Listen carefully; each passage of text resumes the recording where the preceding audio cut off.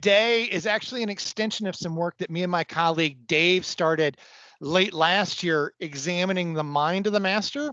What we thought would be interesting is to sort of pivot off of that work and really look at what are some of the lessons that Musashi, Taekwon Soho, and some of these other great sword masters or philosophers of the past have given us, and how can we apply those to living better today? And so with that, I thought I'd introduce my colleague and friend, Dave Aaron, and we'll just kind of roll the conversation from there. Dave, hey, how are you doing, man?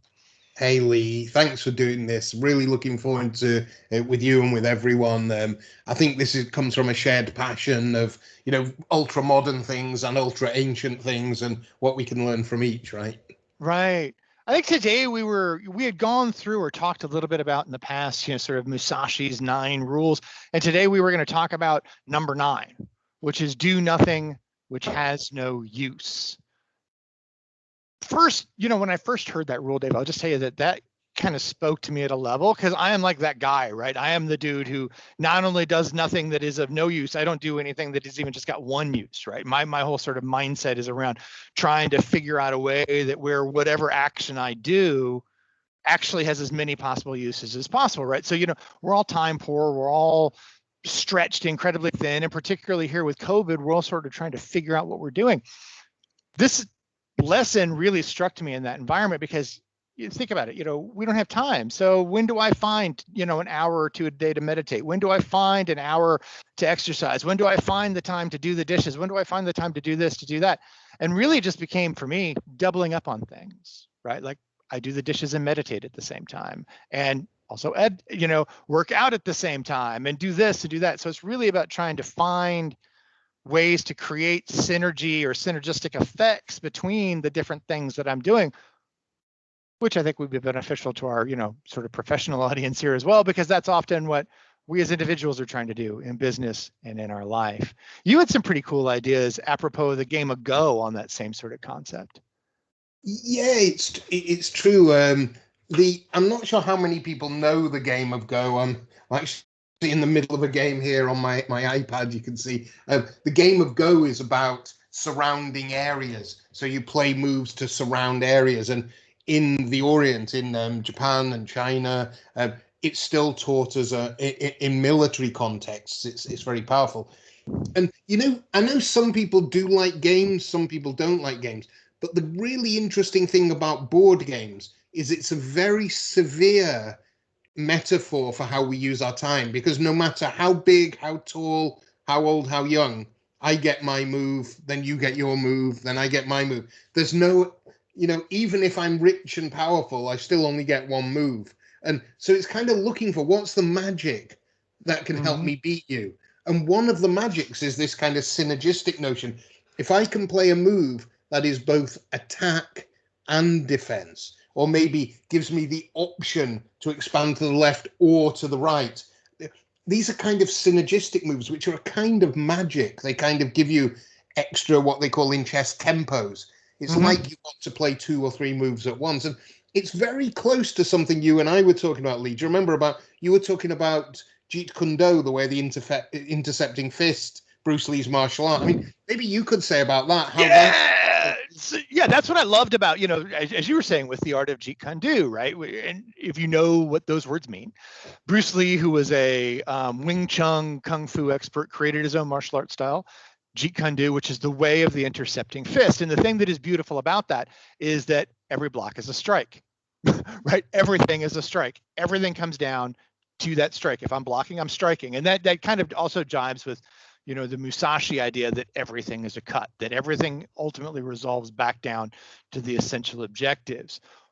What I love about this is the I don't know, there's a certain sort of not just elegance to it and efficiency to it, but when we really start doing it, I almost like make it a little bit of a game. Like, how many different things can I pile on to one activity as possible, right? So I have to do the dishes. That is my chore. So I can make doing the dishes yoga, right? Where I pick up the big heavy pan and then, I'll hyperextend and, really stretch my core and put myself into a bit of a stress position for a moment, or do that and meditate at the same time. And it's really about the sort of multiplicity of those synergies, particularly now when I think we're so time poor that, I don't know, it really resonated with me. And I wanted to sort of explore that further. One of the things that I'd love to hear from anybody who's out there is if they have some examples of this as well. What are some hacks that people have done in their lives to kind of be able to pile 2 or 3 of these different things together? I don't know.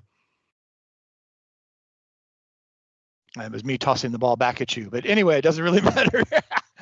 We're just playing with this anyhow. But yeah, go ahead. I got it, Lee.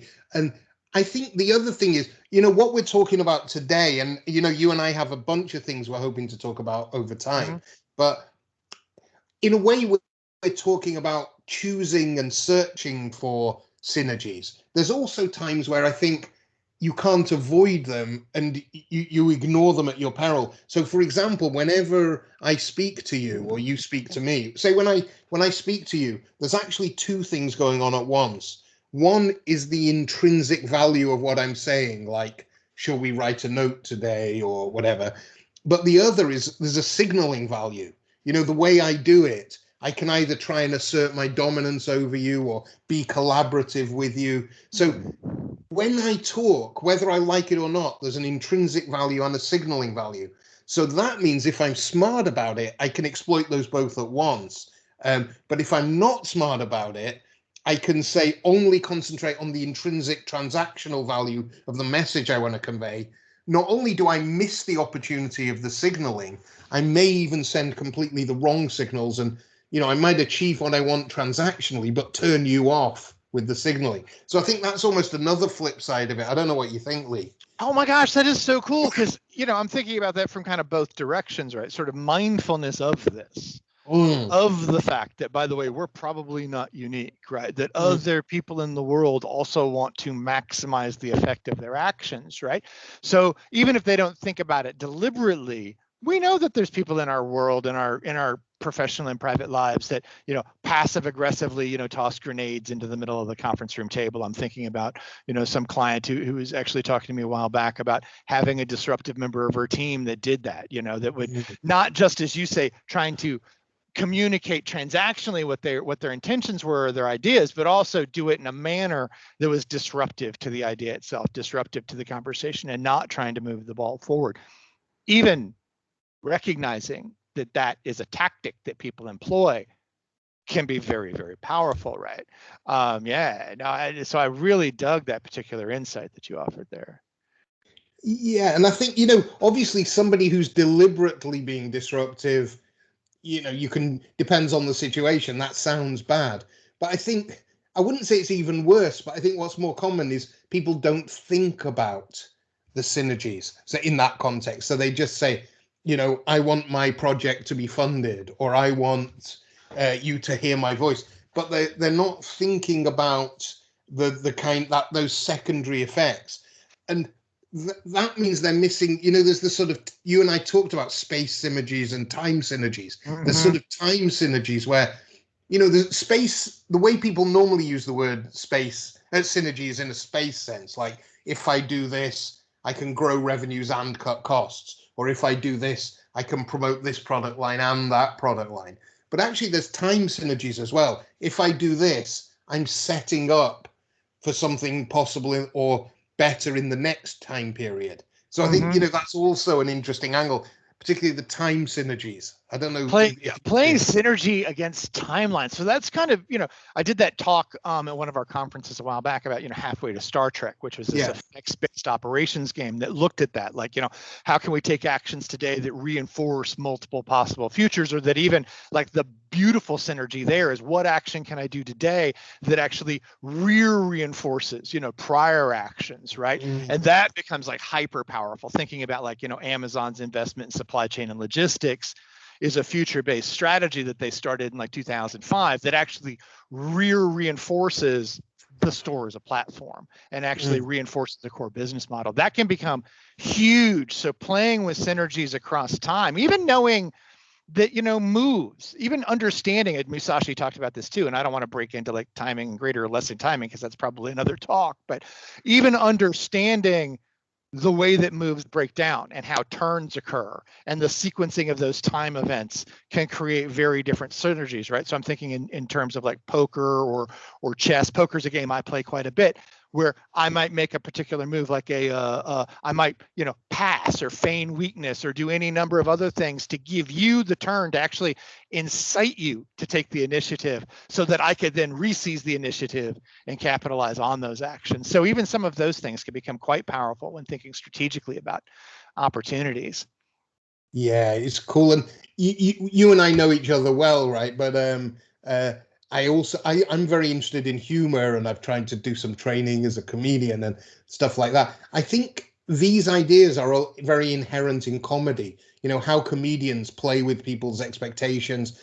How a pun. The concept of a pun itself is a perfect example of a synergy. It means multiple things at once. And the traditional comic structure where you're setting someone up for confusion. I was actually listening to that Australian comedian musician Tim Minchin. He's so good. Yeah, and he does that a lot. He has a song around being ginger, which is like English Australian word for being redhead. Yeah. And he plays with lots of things. I don't want to say it because it's a bit rude and a bit shocking, but comedians, I think, really deeply understand what we're talking about. Playing with expectations, playing with time, even the idea of the comedic callback, which is, a callback to a joke that was made a while back, is playing synergy with time and space, man. I really, really, really dig that. So what are some things, and not to put you on the spot right now, but even as we start brainstorming it out loud, what are things that we think people can or should do to just start playing with this idea of, not just making sure that nothing that they do has no use. Everything that you do has use, but that everything that you do has possibly synergistic use, that we can begin to expand that sort of synergistic effect of our actions. Yeah, that's really nice. Almost has the most uses, right? Right. And I don't know I'd love your opinion on this, Lee, and anyone else who wanted to comment, but I don't want to blow our cover for our future talk, but I've got the mug here, this concept of unasking, which we talk about a lot. I think, there's a real sense that being a great worker, you answer the questions you've been asked. Being a great leader, before you start trying to answer the questions you've been asked, you go through a process of working out, is there a better question and a more powerful question? And I think that's one place where you do multiple things, but one of them is look for synergies, look for, if someone just says to me, this business unit or this process is broken, how can I fix it? You go down this very engineering-y route. But if you just take the step back and say, well, why do we need to fix it? And is there something we could do while we're fixing it? I think just that's powerful. At the very before shooting down the route of how to answer the problem or the question that seems to be presented to you. So, that harkens to a piece of advice I give to a lot of our executives, which is to stop solving other people's problems, right? Why is that important, right? Because when you solve somebody else's problems, you're training them to come to you to solve their problems. We're not helping them learn how to solve problems themselves. So I suggest very often that you engage in the Socratic method. You walk people through the process of how you would solve the problem. This has a couple of effects. One, it solves the problem for the other person. And two, it makes you such of a pain in the ass to deal with that the people will stop coming to you with their problems. Will figure out how to solve them themselves, right? There's a bit of a joke there, but it is really about creating multiple effects. And that's really what I do. If I was going to give you or anybody out there a piece of guidance on how I like to think about things, I not only think about what I'm trying to achieve. I'm emptying the dishwasher. I want the dishes put away. But I think about the effects that I'm trying to create. Obviously, the effect of putting the dishes away is one thing, but are there other effects that I could layer onto that? Is there a way to create secondary or tertiary effects from this action that, as long as they don't distract or dilute from the core objective, right, can be okay? Now, I will also offer that my wife sometimes yells at me because I take like an hour and a half to unload the dishes because I'm meditating and exercising and doing yoga and washing the dishes at the same time. So sometimes there might be a little bit of a dilutive effect there as well, but it really does come down to deeply understanding the sort of cause and effect relationship between every action. And as you said, understanding those secondary or tertiary causes and effects or unintended consequences or even really unintended benefits. I think a lot of us have brains, particularly leaders, to look for unintended consequences, but I don't know that we always necessarily look for unintended benefits. Yeah, I think that's a great point. And you know what would really help me understand this better? I've got a load of calls to do later today. If you could do them for me, Lee, I think it would really give me. Sorry, I was just giving you other people's problems. Oh my. Yeah, oh my God, goodness. So anyway, man, I don't know. Do you have anything else that you want to add before we sort of wrap this one up for today? I think this has been a good nugget of really starting to deeply kind of examine this topic a little bit. And we're going to be, branching off onto other topics. This also plays a lot of these fit together, right? This plays in with one of the other axioms that Musashi put forth, which is the way is in training, right? Everything that you do should be training for something. What are you training for when you're doing it? When you're unloading the dishes, what are you training for? Is this just a chore you're doing that you hate? Or can you treat it as a training exercise? Can you treat it as part of self-enrichment? Everything I do has no use. Everything I do should have some sort of training output or some sort of training effect for something. Yeah. Can I just put in a teaser for a couple of things that I think we could talk about in future? Yeah. One is, I'd like to just come back to your dishwasher example and talk about meta levels. And the other is the notion of collateral repair. So the meta levels idea, and you and I have talked about this, but I think it's very important. One way of seeing synergies is by not just doing the task at hand, but thinking of the patterns that we're learning and then the meta patterns and the meta patterns. So, when I work out a better way, whatever, to give a presentation, to write a document, ideally I've got to embed the learning. So I don't just learn how to do that presentation better. I learn to do presentations better. And then I don't even just learn how to do presentations better. I learn how to communicate better. Then I don't just learn how to communicate better. I just learn how to exist as an executive better. So I think, one way of doing it is not just kind of horizontally, I do dishwashers and I do yoga. It's also learning how to do things at multiple layers. And the higher you go up those meta levels, the broader the applicability is. That was just one thing. I don't know if that makes sense. Oh my God, that makes so much sense. That's like dying to be a framework, I think, really. Yeah. But, more than that, honestly, the mindfulness aspect of just thinking about that. What are the different levels of me that I'm working on? What are the different training cycles of me that I'm working on? And then how can I match that to what is it I'm doing today? And how do I maximize the training benefit of whatever it is that I'm doing, including doing this video right now that we're talking about? You and I are both professional presenters. We're both professional speakers, and neither one of us do this live, unscripted, completely dynamic, free-form, unedited conversation. So this has training effect. This has development effect, and thinking of it in those terms makes it easier to sort of not be as perfect and polished at it the first time out, because we're learning and building. Right? And there's so many dimensions. It has effects on our relationship with people watching it, our skills. And, just the last thing, I know we want to pull this to a close, but you and I have talked about this. That horrible term, collateral damage. Yes. I hate that term. I completely get it. But it's almost the opposite of synergies. It says, I'm going to pursue this one goal, and if I break everything else, so be it. So be it, right, yeah. And that, perhaps I won't say much, but I'd like to play with you and everyone else. We could play together. What's the opposite of that? Collateral repair. So I make sure as I pursue what seems to be my most important mission right now, I think about the other missions I have. I think about the other people, the stakeholders around me in those missions. And can I create a little bit of synergy for those rather than just ignoring or trampling on everything because my mission is so important right now? I love that. Collateral repair. Collateral repair should be like number one on the sort of Sword Master's way of living. I think I'm going to add that to our list, right? Everything that we should do should involve some collateral repair, right? And that can even just be letting somebody know that you love them, and repairing the relationship and enhancing that. And it's with that, Dave, that I want you to know that I love you, buddy. You're my very favorite colleague. Doing this is just awesome, man. I really appreciate the fact that you're doing this with me, and it's just been fantastic. And that may be a weird thing to say in front of other people, but I don't care. No, and if I can be very American, right back at you. I feel completely the same way. It's awesome being your friend and colleague, and I hope people who listen to this find it interesting. I really hope so. Thanks, everybody. Thanks for joining us. We'll be coming back next with some collateral repair, making everything training. We'll publish on LinkedIn what the next topic is. If you've got some comments or ideas or things that you'd love to talk to us about or talk with us about, post those in the comments. We'd love to engage you in the conversation as well. Thank you, everybody. Bye.